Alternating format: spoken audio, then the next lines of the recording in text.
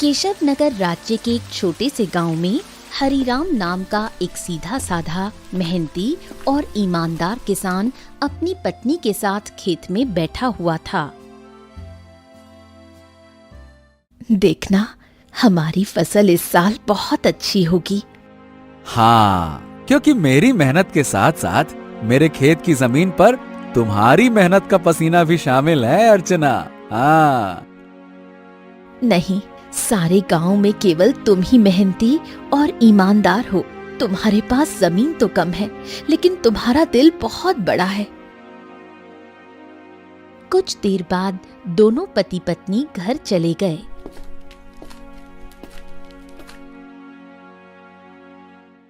मैं तुम्हें एक बात बताना तो भूल ही गई, घर में लकड़ियां खत्म हो गई हैं। अरे चिंता मत करो, मैं कल सुबह सबसे पहले जंगल में लकड़ियां काटने के लिए ही चला जाऊंगा। ठीक है ना, ले आऊंगा। चलो अब।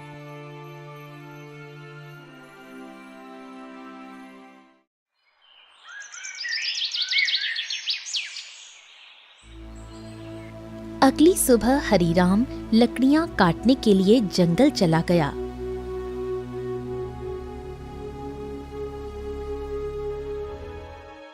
हरिराम एक पेड़ पर कुल्हाड़ी चलाने ही वाला था कि तभी उसने देखा झाड़ियों में एक घायल बंदर करहा रहा था।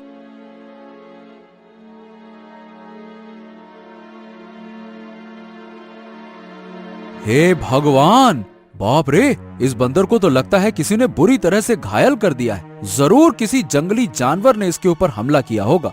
बताओ भला, बेचारे का हाथ खून से भरा हुआ है। ओहो हो। हरिराम बंदर के पास बैठा था। काश तू बोल सकता तो बता सकता कि तेरी तकलीफ कहाँ है। फिलहाल तो तेरे हाथ में खून दिख रहा है, लेकिन जिस तरह से तू दर्द से तड़प रहा है ना, बाप रे, तकलीफ तो कहीं और ही है। उसी समय वहां एक साधु आ पहुंचा। कौन हो तुम और बंदर से क्या बातें कर रहे हो? प्रणाम साधु महाराज, मैं तो बस लकड़ियां काटने के लिए जंगल में आया था। इस घायल बंदर को देखा तो इसके ऊपर तरस आ गया। लगता है किसी जंगली जानवर ने हमला किया है इसके ऊपर। देखिए ना, इसके हाथ से खून बह रहा है, लेकिन जिस तरह ये दर्द से तड़प रहा है, मुझे तो लगता है कि इसे कहीं और ही तकलीफ है। बहुत कम इंसान होते हैं जिनके मन में जानवरों के प्रति इंसानियत होती है। रुको रुको रुको। ओम। इतना बोलकर साधु मंत्र पढ़ने लगा। अचानक रंग बिरंगी किरणों से बंदर का जख्म सही हो गया। हाँ, अब ये बंदर तुम्हें बता सकता है कि इसकी तकलीफ कहाँ है। इतना बोलकर साधु वहां से चला गया। बंदर उठकर खड़ा हो गया। मेरे कंधे में बहुत दर्द हो रहा था। हाँ, अब अच्छा लग रहा है। एक शेर ने मुझ पर हमला किया। मैं बचने के लिए दूसरे पेड़ में कूदा। शेर का पंजा मेरे हाथ में लगा और मेरा हाथ घायल हो गया। मैं पेड़ ही नहीं पकड़ पाया और मैं जैसे ही नीचे गिरा, बाप रे बाप, मेरे कंधे में बहुत चोट लग गई थी। अरे, तुम तो बिल्कुल मनुष्य की आवाज में बात कर रहे हो। ये कैसे संभव हुआ? जब साधु ने मंत्र पढ़ा ना, तब मुझे ऐसा लगा कि मेरे अंदर बात करने की शक्ति आ गई है। मैंने बोला और मेरी आवाज तुम तक पहुंच गई। लगता है ये चमत्कार साधु बाबा ने किया है। हाँ।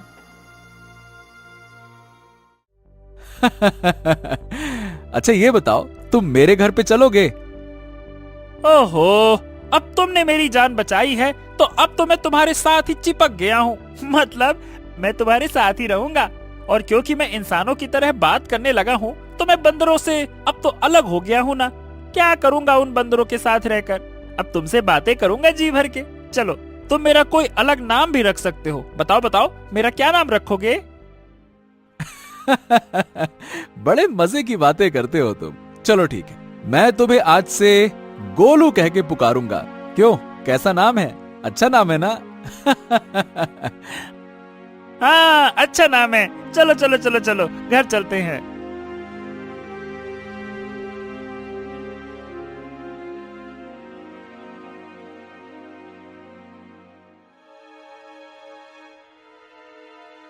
अरे, ये जंगल से तुम बंदर को क्यों पकड़ लाए? हरीराम पूरी घटना अर्चना को बताने लगा। क्या क्या वास्तव में बंदर बात कर सकता है? अरे तुम स्वयं पूछ लो। क्या नाम है तुम्हारा? मेरा नाम गोलू है। हरीराम ने मेरी जान बचाई है और अब मैं उसका साथी हूँ। साथी क्या, अब तो मैं तुम्हारे परिवार का हिस्सा हूँ। अर्चना आश्चर्य में पड़ गई। समय बीतने लगा। गोलू की मौजूदगी घर में नई जान ले आई थी। धीरे धीरे गोलू अर्चना के काम में हाथ बटाने लगा। गोलू अब हरीराम का सच्चा साथी बन चुका था। एक दिन गोलू हरीराम से बोला, हरीराम, अब मैं भी तुम्हारे साथ खेत में चलूंगा। क्या करूंगा घर में बैठे बैठे, मुझे भी चलना है। अरे गोलू, खेत का काम आसान नहीं होता, बहुत मेहनत लगती है। क्या करोगे तुम वहाँ पे? अरे क्या करूंगा क्या, मैं भी तुम्हारे साथ मेहनत करूंगा। और क्या मुझे कम मेहनती समझा है क्या? बस डर ये है कि गांव वालों ने तुम्हें बोलते हुए देख लिया ना, तो वो न जाने क्या समझेंगे। अरे पर जब मैंने तुमसे पहली बार बात की थी तो क्या तुम डरे थे क्या, बताओ? देखो गोलू, मैं दुनिया को जानता हूँ। हर कोई मेरे जैसा नहीं होता है जो तुम्हें समझ सके। ओहो, मुझे दुनिया से क्या है लेना देना, मुझे तो तुम्हारे संग है रहना। मेरा मतलब ये है कि मुझे बस तुमसे मतलब है, क्योंकि मैं तुम्हारा साथी हूँ। हरीराम मुस्कुराया और अगले दिन गोलू को साथ लेकर खेत चला गया। कुछ ही दिनों में गोलू ने खेती की हर बात सीख ली। अब वो हरीराम का सच्चा मददगार बन गया था।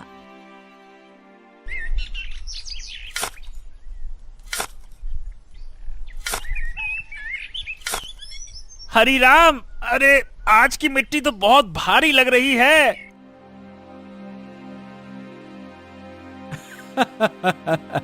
गोलू, अब तो तू पक्का किसान बन गया है। मिट्टी का भी फर्क समझने लगा है।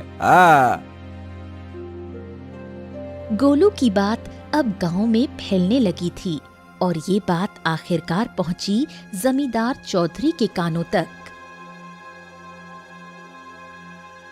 क्या हरीराम के घर एक बंदर है जो इंसानों की तरह बोलता है? हाँ जमींदार साहब, मैं खुद देख चुका हूँ। अरे मैंने तो उसे बोलते हुए सुना भी है।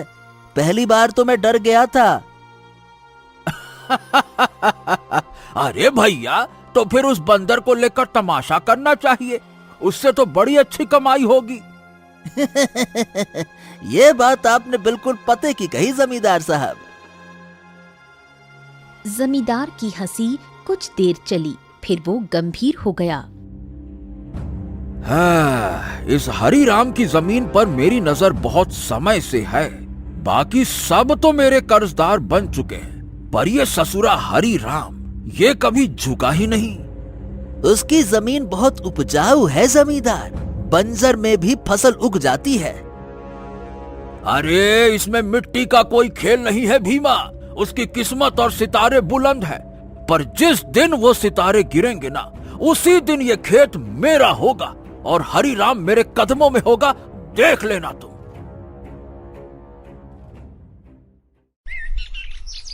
समय ऐसे ही बीतने लगा। एक दिन हरीराम और गोलू जब खेत से घर लौटे तो आंगन में बैठी अर्चना को देखकर दोनों के चेहरे पर चिंता की रेखाएं खिंच गईं। अरे अर्चना, क्या हुआ? ये कैसी खांसी है?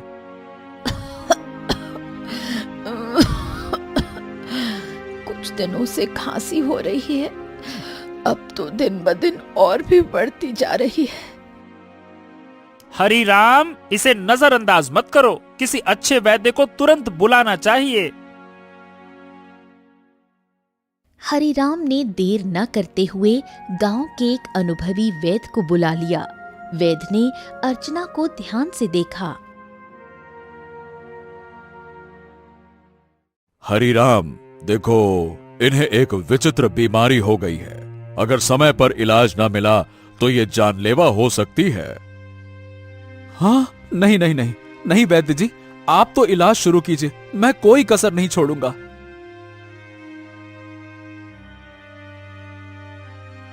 उस दिन से हरिराम का सारा धन अपनी पत्नी के इलाज में लगने लगा। हफ्तों बीतते गए और एक दिन ऐसा आया जब उसकी सारी जमा पूंजी खत्म हो गई। उस दिन हरिराम घर पर अकेला बैठा था।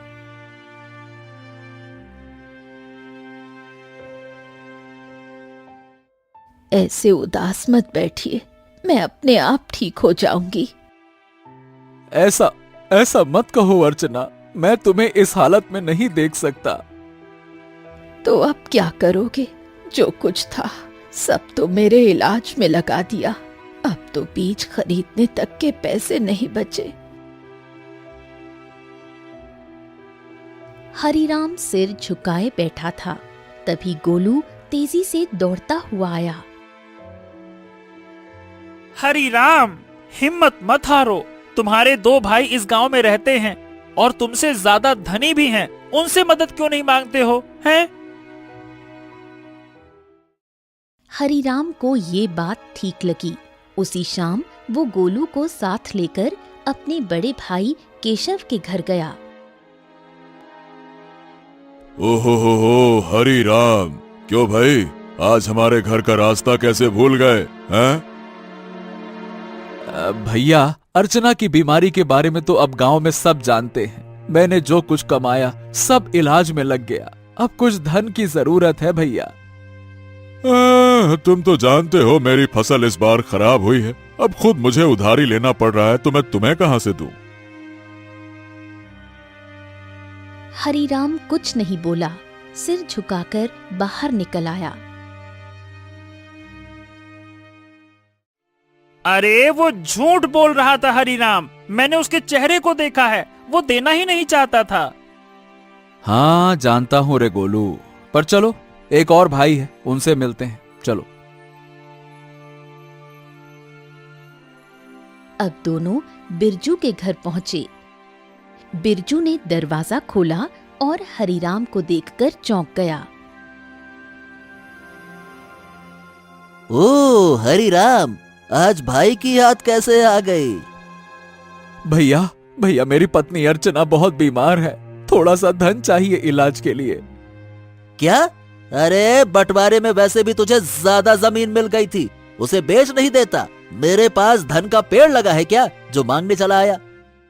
झूठ मत बोलो भैया, सच तो यह है कि तुमने और केशव भैया ने मेरे हिस्से की जमीन भी दबा ली थी। मुझे 6 बीघा जमीन मिलनी थी, बस 2 बीघा मिली है, 2 बीघा। अरे निकल जा यहाँ से, अगर कर्ज लेना है तो जमींदार के पास जा। मुंह उठा के चले आते, भाग यहाँ से।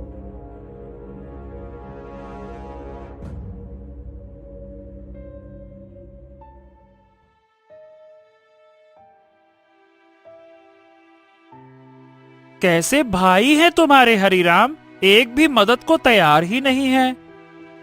हाँ, इस दुनिया में इंसान ऐसे ही होते हैं, मतलबी, अपना पराया कुछ नहीं देखते। तो अब क्या करोगे? क्या जमींदार के पास जाओगे? हाँ, मजबूरी है गोलू, मैं नहीं जाना चाहता था, इसीलिए तुम्हारे कहने पे भाइयों के पास गया। अब तुम ही बताओ, मेरे पास और क्या रास्ता बचा है, बताओ।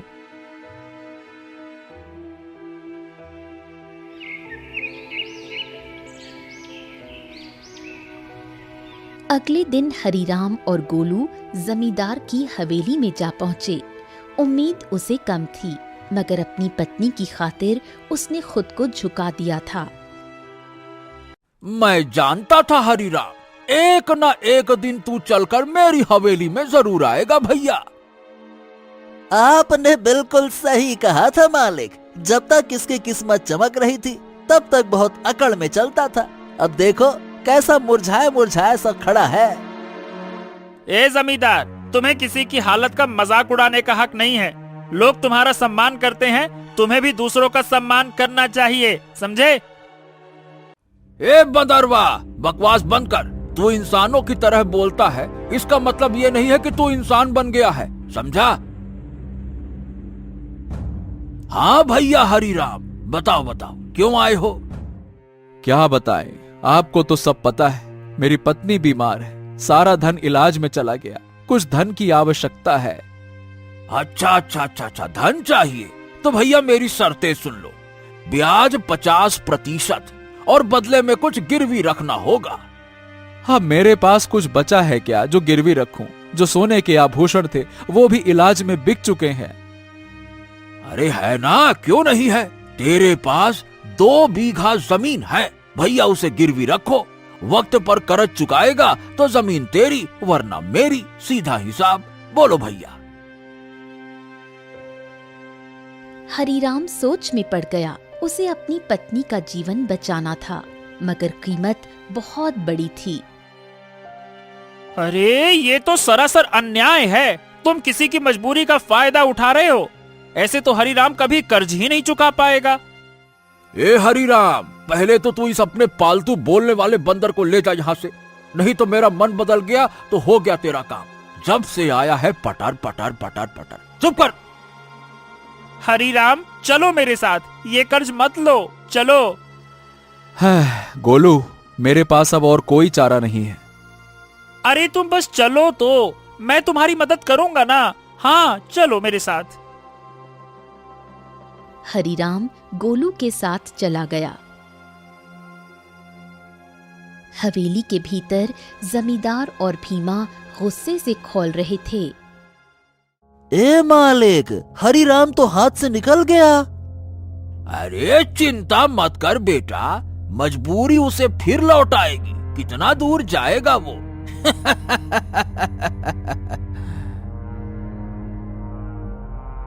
हरीराम गोलू के साथ घर पर आ पहुंचा और गोलू तुरंत वहां से चला गया। शाम तक गोलू लौटकर नहीं आया। हरीराम और अर्चना की चिंता बढ़ने लगी। गोलू अब तक क्यों नहीं आया? कहीं जमींदार ने उसे कुछ कर तो नहीं दिया? अरे पता नहीं कहां गया। मेरा मन भी बड़ा बेचैन है। रात बीत गई। सुबह सूरज की किरणों के साथ ही गोलू वहां पहुंचा, हाथ में एक चमकती जड़ी बूटी के साथ। अरे गोलू, तू कहां था? हमें लगा कहीं तुझे कुछ हो तो नहीं गया। अरे मैं जंगल गया था उन साधु महाराज को ढूंढने जिनसे मुझे बोलने की शक्ति मिली थी। उन्हें मैंने सारी बात बताई और उन्होंने दया करके ये जड़ी बूटी दी है। उन्होंने कहा है कि इससे से बड़ी बीमारी ठीक हो सकती है। हाँ। गोलू ने वो जड़ी बूटी अर्चना को दे दी। कुछ देर बाद अर्चना की आंखों में चमक लौट आई। मुझे बिल्कुल स्वस्थ महसूस हो रहा है, जैसे मैं कभी बीमार ही नहीं थी। हाँ। अर्चना, तुम्हारी खांसी भी ठीक हो गई। और गोलू, तू तो हमारे लिए देवता बन गया। अगर तू नहीं होता तो मैं जमींदार से कर्ज लेकर अपनी खेती भी खो बैठता।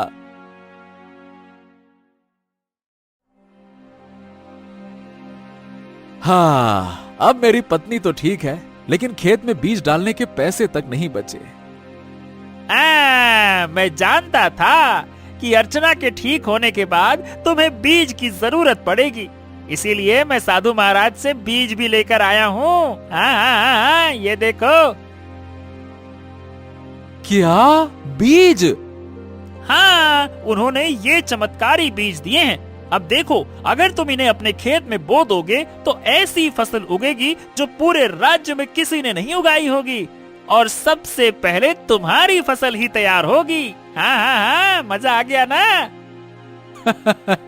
इतनी जल्दी? हाँ, लेकिन एक शर्त भी दी है साधु महाराज ने। जब तुम्हारा समय अच्छा हो जाए तब तुम उन लोगों की मदद करना जो जमींदार के कर्ज में दबे हुए हैं। अरे मित्र गोलू, गोलू गोलू गोलू, तू मेरा सच्चा साथी निकला। हम दोनों मिलकर अच्छे से खेत में फसल बोएंगे। चल मेरे भाई।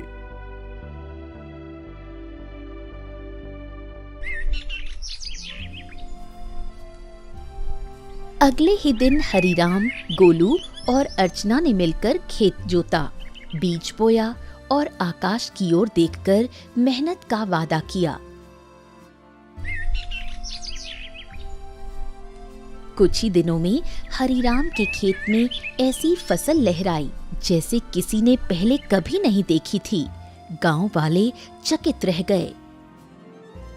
अरे देखो रे देखो, हरिराम के खेत में तो जैसे सोने जैसी फसल लहरा रही है। हाँ हाँ हाँ हाँ हाँ। हाँ, हमारी फसल तो अभी जामी भी नहीं है और इसकी तो फसल भी तैयार हो गई। और उसकी बीवी अर्चना, जो कि महीनों बीमार रही, अब रोज खेत में काम करती है। भैया, ये तो कोई चमत्कार ही लगता है।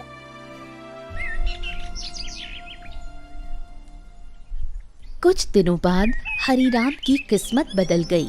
चमत्कारी फसल ने उसे गांव का सबसे सफल किसान बना दिया। बाजार में उसके नाम की चर्चा फैल गई। हरि राम जपो राम नाम, बन गया तू धनवान। जो सोचा था वो हो गया सच। हाँ, वाकई में सच तो हो गया। लेकिन अब बारी है गोलू वादा निभाने की, उन सब की मदद करने की जो जमींदार के कर्ज में डूबे हैं।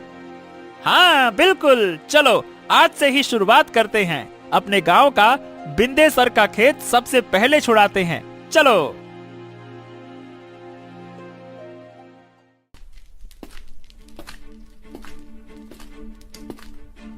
हरीराम और गोलू ने अपना मुनाफा इकट्ठा किया और एक एक कर गांव वालों का कर्ज चुकाने लगे।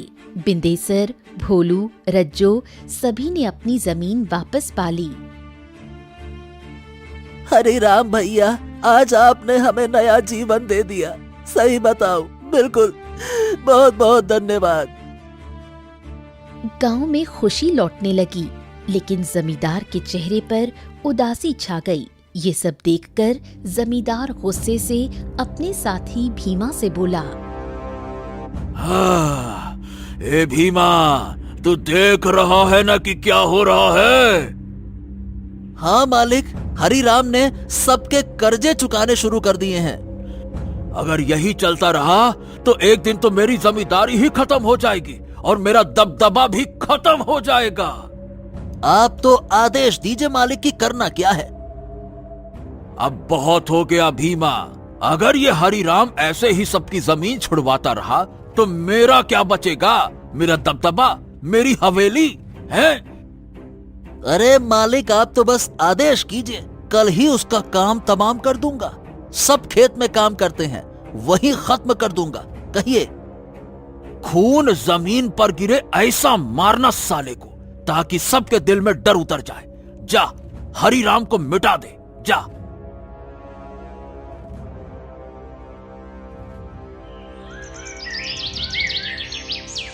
सुबह का सूरज उगा, लेकिन किसी तूफान से पहले की शांति जैसा लग रहा था। हरिराम खेत में बीजों को देख रहा था, जो अब सोने जैसे चमकते दिखते थे। अरे गोलू, देख तो, ये फसल तो जैसे गाना गा रही हो। तुम्हारे हाथ की छुअन में जादू है। हाँ बिल्कुल सही कह रहे हो मित्र। इस बार की फसल सोने की फसल जैसी उगती हुई दिख रही है। वाह वाह वाह वाह वाह वाह। इतना बोलकर अचानक गोलू एक ओर हट गया। सच तो ये था कि गोलू को किसी की आहट की भनक लग चुकी थी। तभी वहां जमींदार और भीमा आ पहुंचे। भीमा के हाथ में लंबा बर्छा था।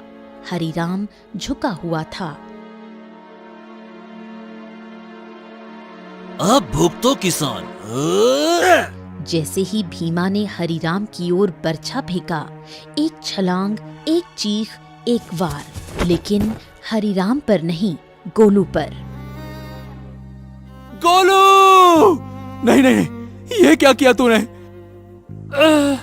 तुम्हारे लिए मित्रता का मतलब सिर्फ साथ नहीं होता, कभी कभी बलिदान भी होता है। तूने मेरी जान बचाने के लिए अपनी जान दांव पर लगा दी। क्योंकि तुम मेरे साथी हो और मैं तुम्हारा।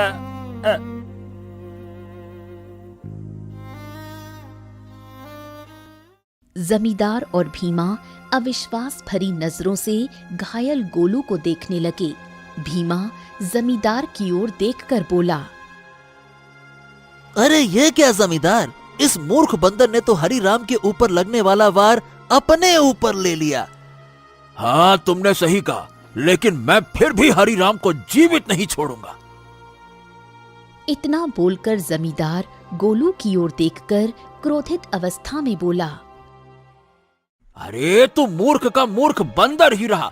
अरे तू इंसानों की तरह बोल सकता था और इंसानों की तरह रहने लगा था, लेकिन तू इंसानों की तरह चतुराई नहीं सीख सका। तुझे क्या जरूरत थी अपने ऊपर वार लेने की? क्या आवश्यकता थी बलिदान देने की? मूर्ख बंदर कहीं का, तूने मेरे सारे किए कराए पर पानी फेर दिया।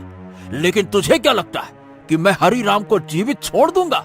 नहीं, मैं हरिराम को जीवित बिल्कुल नहीं छोड़ूंगा, क्योंकि उसकी वजह से ही मेरा गांव में दबदबा समाप्त हुआ है। तेरा ये बलिदान बेकार जाएगा रे मूर्ख बंदर, रुक जा। गोलू के होठों पर एक हल्की मुस्कान अब भी जिंदा थी। गोलू ने अपने मित्र हरिराम को मुस्कुराते हुए देखते हुए ही दम तोड़ दिया। तभी वहां वही साधु प्रकट हो गया जिसने गोलू को बोलने की शक्ति दी थी और जिसने गोलू को हरिराम की पत्नी को बीमारी से बचाने के लिए जड़ी बूटी और जादुई बीज दिए थे। साधु क्रोधित अवस्था में जमींदार और भीमा की तरफ देखकर बोला, जिसने निर्दोष की जान ली उसका पाप अब उससे बदला मांगेगा। जमींदार और भीमा, तुम दोनों ने बहुत बड़ा पाप किया है। तुम्हें इस संसार में खुलेआम रहने का कोई अधिकार नहीं है। तुम दोनों समाज के लिए खतरा हो।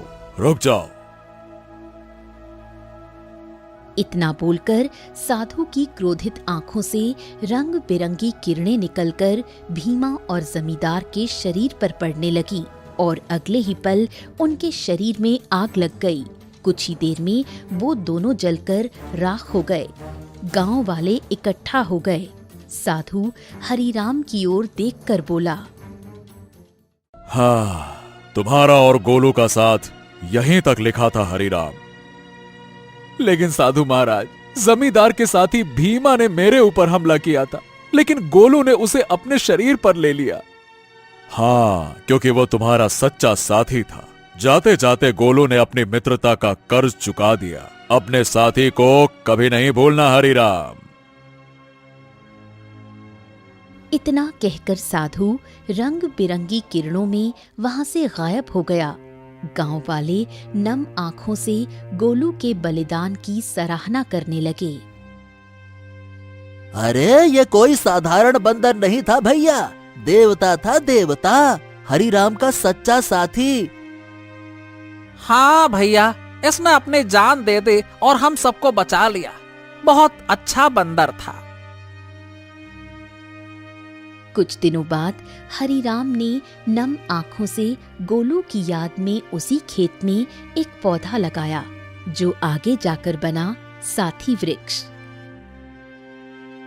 गोलू, तेरे बिना सब अधूरा लगेगा, लेकिन तू मिटा नहीं। तू हर उस फसल में है जो इस धरती से उगेगी।